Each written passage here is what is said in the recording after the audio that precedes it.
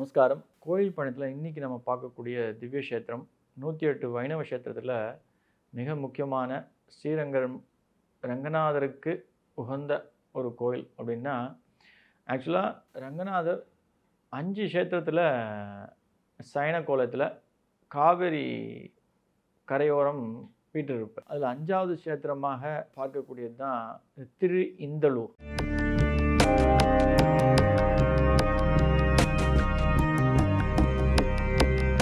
ரகசிய உண்மை நேயர்கள் அனைவருக்கும் என்னுடைய அன்பான வணக்கங்கள், வாழ்த்துக்கள். அடியார்கள் வாழ, ரங்கன் நகர் வாழ, ஷடகோப்பன் தன் தமிழ் நூல் வாழ, கடல் சூழ்ந்த மண்ணுலகம் வாழ, மணவாள மாமுனியே இன்னும் ஒரு 100 ஆண்டு வாழியே. இது திருமங்கையாழ்வாரால் மங்களாசாசனம் பண்ணப்பட்ட கோயில். மாயவரம் உள்ளேயே இருக்கக்கூடிய ஒரு அற்புதங்களை உள்ளடக்கிய ஒரு சிறப்பு வாய்ந்த ரங்கநாதர் கோயில். மிகப்பெரிய ரங்கநாதர் சயன கோலத்தில் இருப்பார். இந்த பஞ்ச ரங்கநாதர் கஷேத்திரத்தில் முதல்ல நம்ம ஸ்ரீரங்கப்பட்டினம், அது கர்நாடகாவில் இருக்கக்கூடிய ஒரு ரங்கநாதர் கோயில். தலைக்காவேரி ஆரம்பிக்கக்கூடிய அந்த பேங்க்ஸில், அந்த காவேரி ஆறுடைய ஆற்றங்கரையில் இருக்கக்கூடிய ரங்கநாதர் கோயில். அதுக்கு அடுத்து தான் நம்மளுடைய ஸ்ரீரங்கம். அது மத்திய க்ஷேத்திரம். அதுக்கப்புறமா அப்பக்குடத்தான். அதுக்கப்புறமா நம்ம சாரங்கபாணி கோயில். 5வது வரக்கூடியது தான் நம்ம இன்றைக்கி பார்க்கக்கூடிய திவ்ய கஷேத்திரம் திரு இந்தளூர். பரிமள ரங்கநாதர், பரிமள ரங்கநாயகி. ஆக்சுவலாக இந்த கோயிலுடைய விசேஷம் அப்படின்னு சொன்னோன்னா, புஷ்கரணி ரொம்ப விசேஷம். இந்திர புஷ்கரணின்னு சொல்லுவோம். அதாவது சந்திரனுக்கு சாப விமோச்சனம் கொடுத்த ஒரு திவ்ய கஷேத்திரம் ரங்கநாயகியால், பரிமள ரங்கநாயகியால்.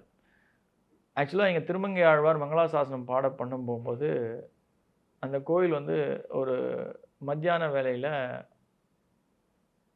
சாத்தப்படுகிறது. ஒரு 11-12 மணிக்கு போகிறார். அப்போ சாத்திட்டார். நீ அந்த அர்ச்சகர் நீ சாயங்காலமாக வரும், ஒரு 5 மணிக்கு வரும் அப்படின்னு சொல்லிடுறார். உடனே அவருக்கு கோவம் பெருமாளையே ஏசி பேச ஆரம்பிச்சுடுது.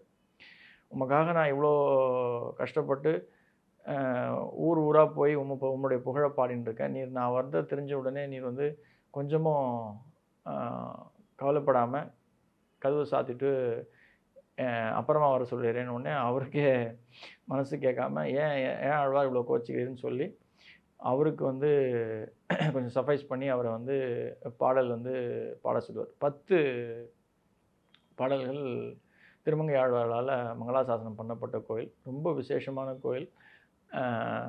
தலைப்பக்கம் காவேரியும் கங்கையும், கால் பக்கம் கங்கையும் ஓடிக்கொண்டிருக்கின்ற ஒரு திவ்ய கஷேத்திரம். காவேரியும் கங்கையும் ஒன்று சேரக்கூடிய ஒரு திவ்ய கஷேத்திரம். ஐப்பசி மாதத்தில் ரொம்ப விசேஷமாக கொண்டாடப்படுகின்ற ஒரு உற்சவம் இங்கே திரு இந்தளூரில் உண்டு. போன வருஷம்தான் இங்கே கும்பாபிஷேகம் ரொம்ப சிறப்பாக விமர்சையாக கொண்டாடப்பட்டது, 2024. அவ்வளோ சிறப்பு வாய்ந்த முக்கியத்துவமான ரங்கநாதர் கோயில் இந்த கோயில்.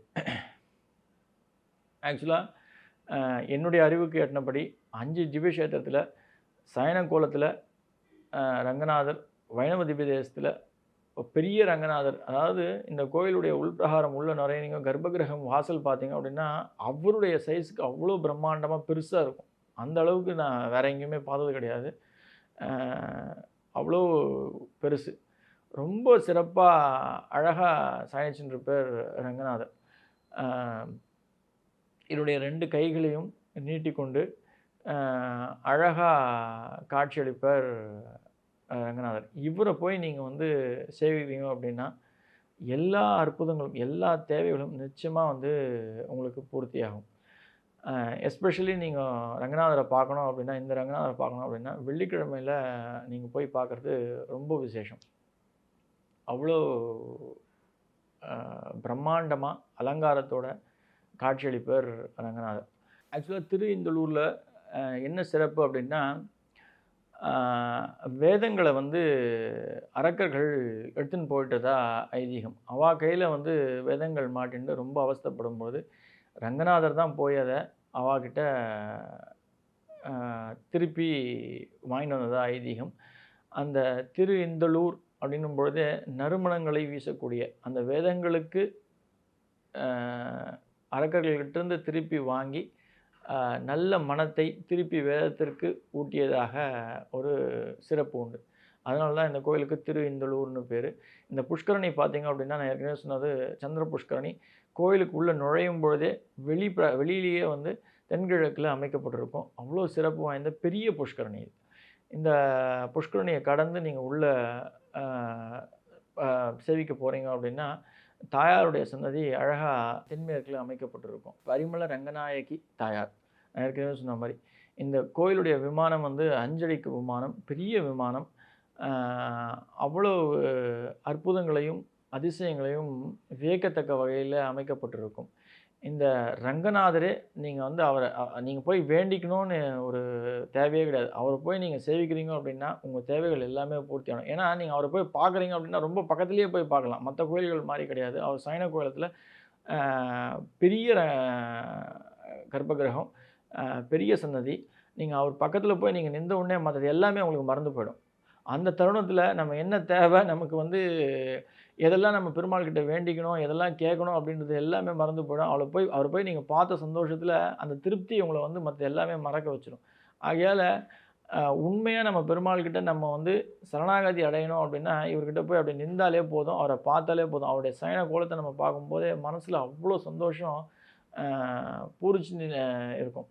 அப்படி நம்ம பார்க்கும்பொழுது நம்ம தேவைகள் நிச்சயமாக பெருமாள் வந்து பூர்த்தி செய்வார் அப்படின்றது தான் ஐதீகம். ஆகையால் ஒவ்வொருவரும் எந்த கோயில் ரங்கநாதர், நான் ஏற்கனவே சொன்ன மாதிரி அந்த பஞ்ச ரங்கநாதர் கோயிலில் ரொம்ப 5ஆவதாக வரக்கூடிய ரொம்ப முக்கியமான க்ஷேத்திரம் வந்து திரு இந்தளூர். மயிலாடுதுறை மாவட்டத்தில் இருக்கக்கூடிய சிறப்பு வாய்ந்த அற்புதங்களை உள்ளடக்கிய கோவில் இது. இவரை போய் நம்ம எந்த வேண்டுதலும் வைக்காமல் நம்ம போய் நின்றாலே போதும், அவ்வளோ அதிசயங்களை நமக்கு பண்ணி கொடுத்துருவார். இந்த கோயிலில் தான் வந்து ஏகாதசி விரதத்துக்கு முக்கியத்துவம் கொடுத்து அது பிரதானமாக இன்றைக்கும் நம்ம வழக்கத்தில் வைக்கப்பட்டிருக்கு. அவ்வளோ சிறப்புகளை உள்ளடக்கிய கோவில் இது.